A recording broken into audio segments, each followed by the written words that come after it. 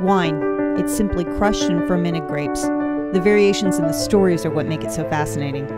Wine grapes grow all over our planet. The same grape grown in one part of the world might taste dramatically different when grown in another part of the world. The climate, the soil, the amount of sun, these all affect the grape. There are vineyards that make wines from just one part of a row in a vineyard and can compare that with a wine made from another part of the same row, and you can taste the difference. There are so many varieties of grapes and then different clones and different root stocks.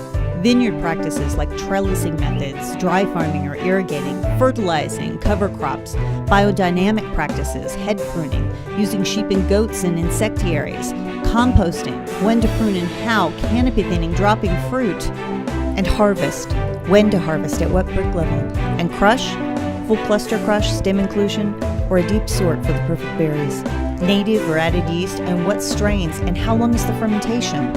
And then there's barreling. Is it aged in stainless steel and concrete, in regular barrels, or in large fougères? And if in barrels, what type of wood?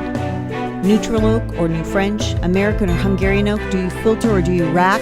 And if you rack, is it gravity flow or is it pumped? I love that we talk about wine breathing. It's a reminder that wine is always changing. There are over 200 aromas that can be detected in wine, from the grassy smell of a Sauvignon Blanc to the earthy scent of mushrooms in a Pinot Noir. These aromas are released as the wine breathes, changing even as you enjoy a single glass. And perhaps even more important than any of this are the stories of the wineries.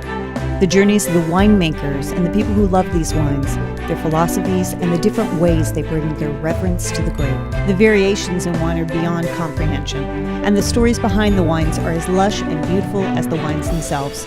Our goal at Crushed Grape Chronicles is to explore and chronicle the grape, its many stories, and its journey from dirt to glass.